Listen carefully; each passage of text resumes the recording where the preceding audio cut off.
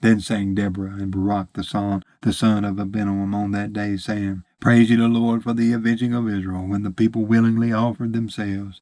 Hear, O ye kings, give ear, O ye princes. Even I will sing unto the Lord, I will sing praise to the Lord God of Israel.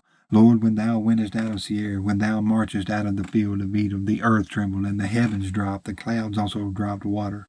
The mountains melted from before the Lord, even that Sinai from before the Lord God of Israel. In the days of Shamgar, the son of Anath, in the days of Jael, the highways were unoccupied, and the travelers walked through byways. The inhabitants of the villages ceased. They ceased in Israel, until that I, Deborah, arose, that I arose a mother in Israel. They chose new gods, then was war in the gates. Was there a shield or spear seen among 40,000 in Israel? My heart is toward the governors of Israel, that offered themselves willingly among the people. Bless ye the Lord. Speak ye that ride on white asses, ye that sit in judgment and walk by the way. They that are delivered from the noise of archers in the places of drawing water, there shall they rehearse the righteous acts of the Lord, even the righteous acts toward the inhabitants of his villages in Israel. Then shall the people of the Lord go down to the gates. Awake, awake, Deborah, awake, awake, utter a song. Arise, Barak, and lead thy captivity captive, thou son of Abinoam. Then he made him that remaineth have dominion over the nobles among the people. The Lord made me have dominion over the mighty. Out of Ephraim was there a root of them against Amalek. After thee, Benjamin, among thy people. Out of Maker came down governors, and out of Zebulun they that handled the pen of the writer.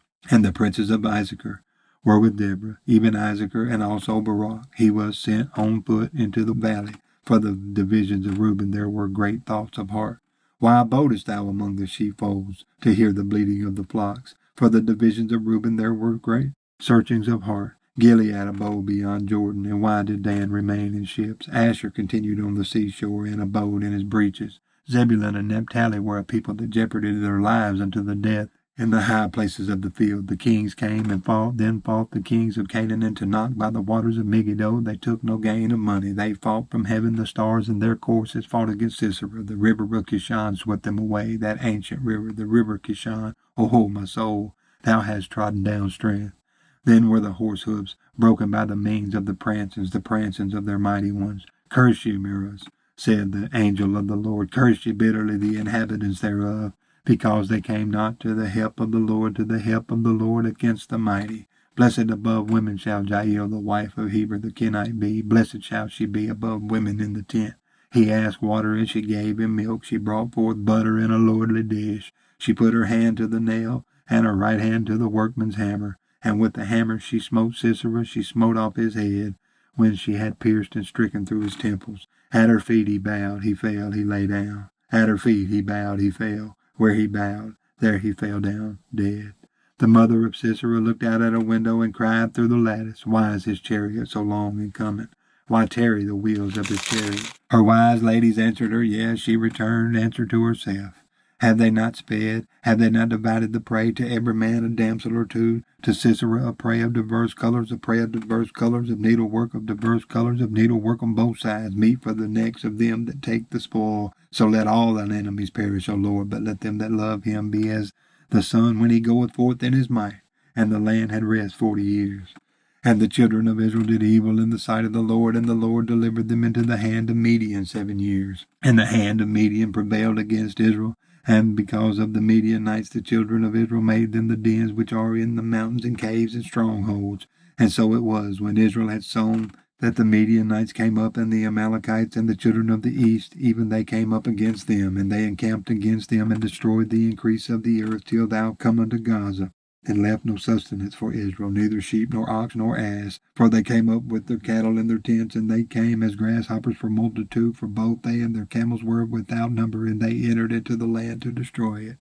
And Israel was greatly impoverished because of the Midianites, and the children of Israel cried unto the Lord. And it came to pass, when the children of Israel cried unto the Lord because of the Midianites, that the Lord sent a prophet unto the children of Israel, which said unto them, Thus saith the Lord God of Israel, I brought you up from Egypt, and brought you forth out of the house of bondage, and I delivered you out of the hand of the Egyptians, and out of the hand of all that oppress you, and drave them out from before you, and gave you their land.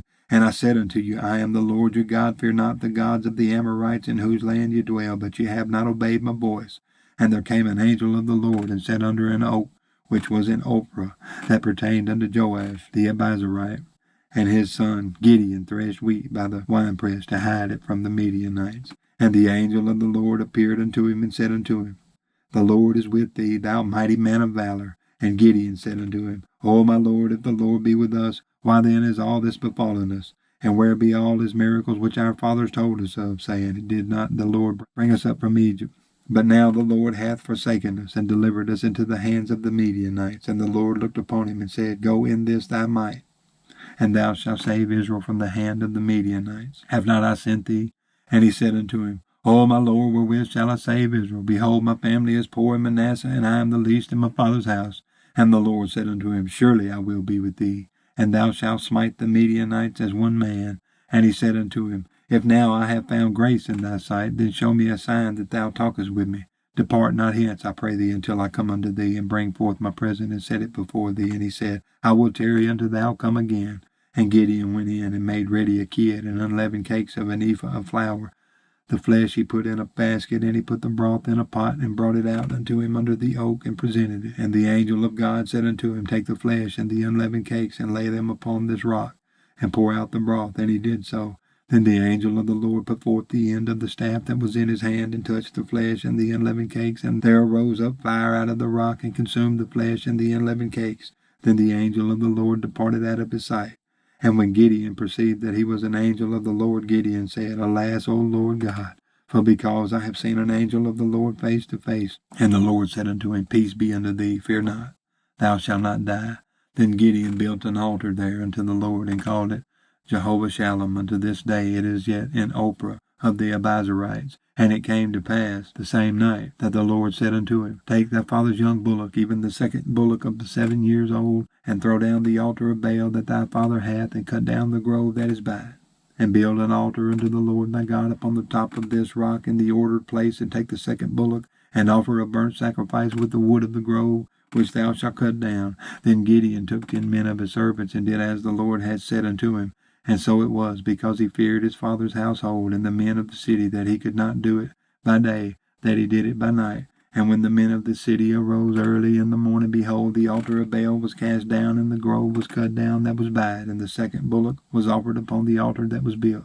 And they said one to another, Who hath done this thing? And when they inquired and asked, they said, Gideon the son of Joash hath done this thing. Then the men of the city said unto Joash, Bring out thy son, that he may die, because he hath cast down the altar of Baal, and because he hath cut down the grove that was by it. And Joash said unto all that stood against him, Will you plead for Baal? Will you save him? He that will plead for him, let him be put to death whilst it is yet morning. If he be a god, let him plead for himself, because one hath cast down his altar. Therefore on that day he called him Jerubbaal, saying, Let Baal plead against him, because he hath thrown down his altar. Then all the Midianites and the Amalekites and the children of the east were gathered together, and went over and pitched in the valley of Jezreel. But the Spirit of the Lord came upon Gideon, and he blew a trumpet, and Abiezer was gathered after him. And he sent messengers throughout all Manasseh, who also was gathered after him. And he sent messengers unto Asher, and unto Zebulun, and unto Naphtali, and they came up to meet them. And Gideon said unto God, If thou wilt save Israel by my hand, as thou hast said, behold, I will put a fleece of wool in the floor. And if the dew be on the fleece only, and it be dry upon all the earth beside, then shall I know that thou wilt save Israel by my hand, as thou hast said. And it was so, for he rose up early on the morrow, and thrust the fleece together, and wringed the dew out of the fleece, a bowl full of water. And Gideon said unto God, Let not thine anger be hot against me, and I will speak but this once. Let me prove, I pray thee, but this once with the fleece. Let it now be dry only upon the fleece, and upon all the ground let there be dew. And God did so that night, for it was dry upon the fleece only, and there was dew on all the ground.